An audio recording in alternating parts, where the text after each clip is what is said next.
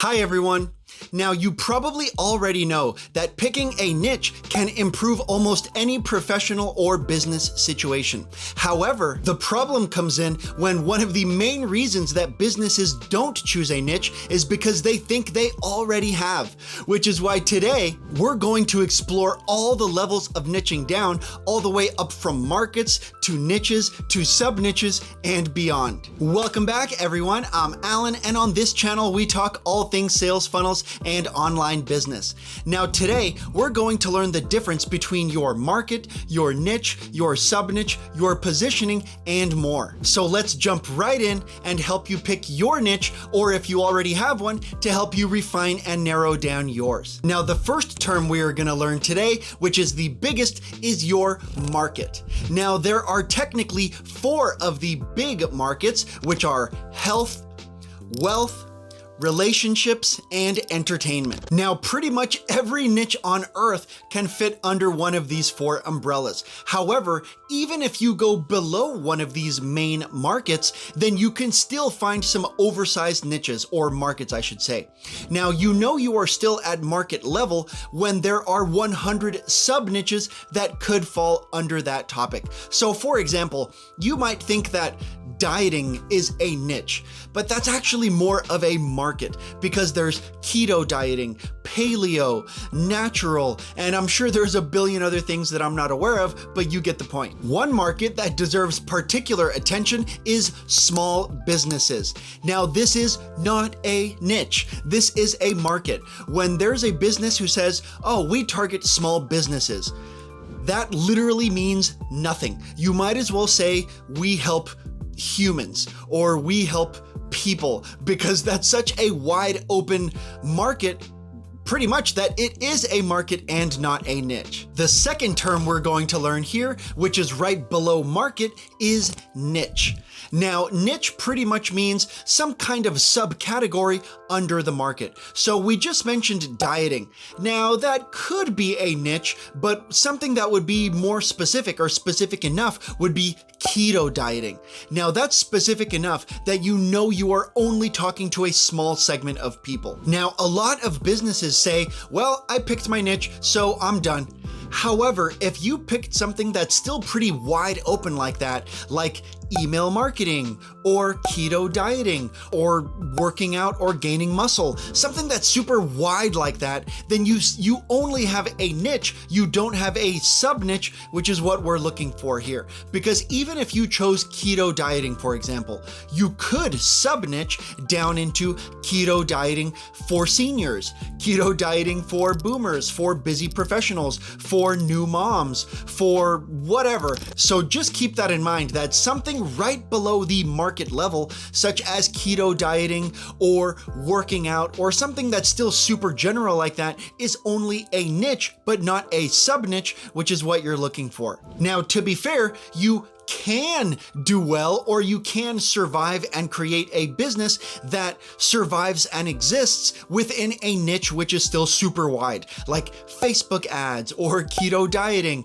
or something that's super wide like that. But keep in mind that the wider a niche that you go for, which is what most businesses and entrepreneurs tend to lean towards, is the bigger markets, that the bigger the market you're aiming for, the better you're going to have to be in other areas. So for example, if you want to target a niche like small businesses, then you will have to be super good at every other factor. This means you'll have to probably invest extra and be really good at advertising, at marketing, at creating content. You have to have a solid sales funnel and create good products and tripwire products and lead magnets and follow-up sequences and blah, blah, blah, blah, blah.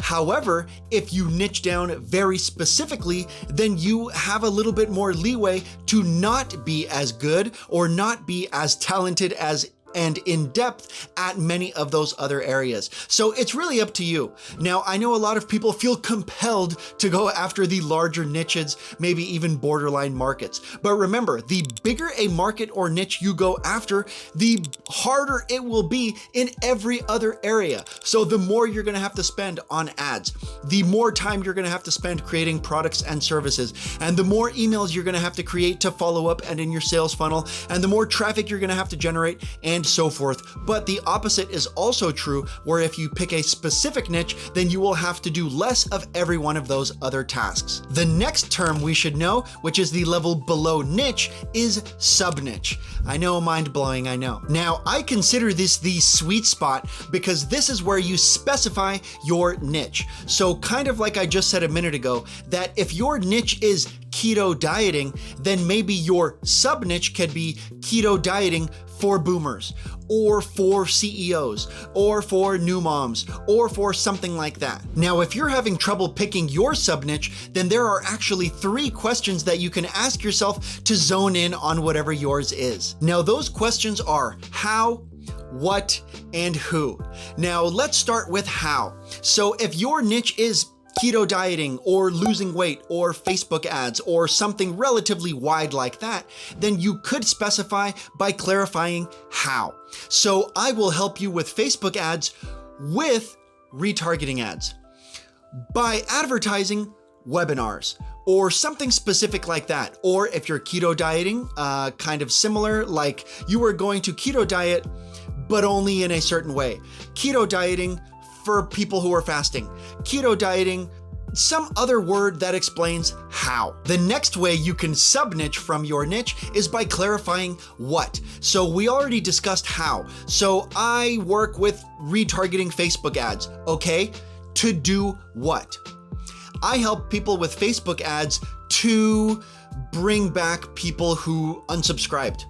I help people with retargeting ads to lower their refund rates. I help people with Facebook retargeting ads to blah, blah, blah. So the point here is that you can focus on your how, or you can even ignore that. But the point is that you want to tell people, I help people blah, blah, blah, so that they can blah, blah, blah, which is a very good way to sub-niche down as well. The third way to sub-niche is by focusing on who you do it for. Now, for example, there is a popular company called Black Rifle Coffee or something like that. Now, they serve the exact same coffee as everybody else does, but this company has grown significantly just on the fact that they focused on who they sell coffee to. We sell coffee to people who love guns and freedom and I don't know, whatever else that they market. Now, there's a ton of companies that do this, is we sell our thing for young people, for athletes, for health conscious people, for eco-friendly people, for men, for women, for Black people, white people, people from this country, whatever. You can segment people however you want. But the point is that it would serve you significantly, even if you sell like a commodity like water or coffee or microphones or something like that. You can say, we sell our thing for this type of person.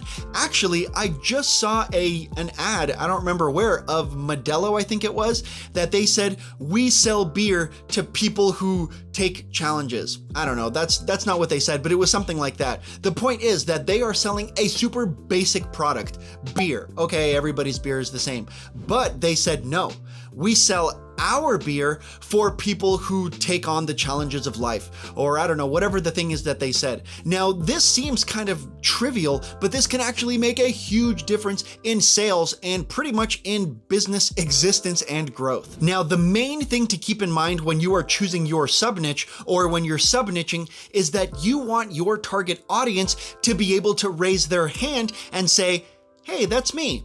So if I say, I help software companies with Facebook ads to lower their refund rates, some person somewhere will say, hey, that's me. Or if your business is, I help amateur runners to run their first marathon, or I help new entrepreneurs to build their coaching packages. Whatever it is, the point is that you want your target audience to be able to say, hey, that specifically identifies the kind of person I am and the goal I have. The next important term for us to learn is positioning.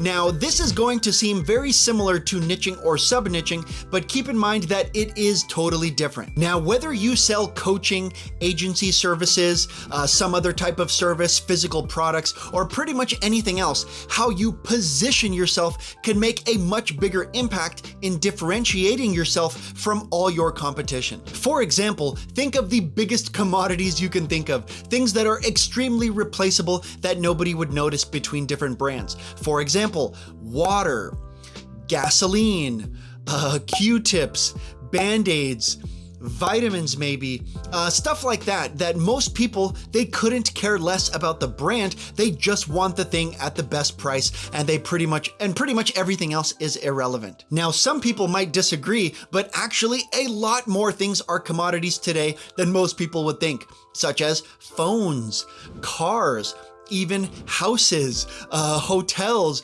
maybe even vacations as a whole. So just keep that in mind, that many more things are more replaceable than you think they are. Now, positioning has much more to do about just pretty much differentiating yourself from your competition. So for example, once upon a time, Volvo said, "We are the car for safe drivers."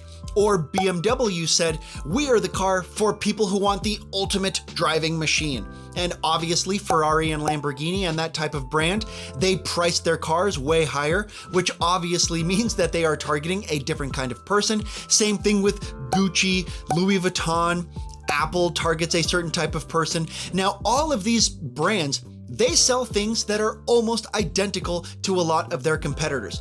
But because they positioned themselves differently, because they said, "We are the handbags for this type of person. We are the laptops and phones for this type of person. We sell TVs for this.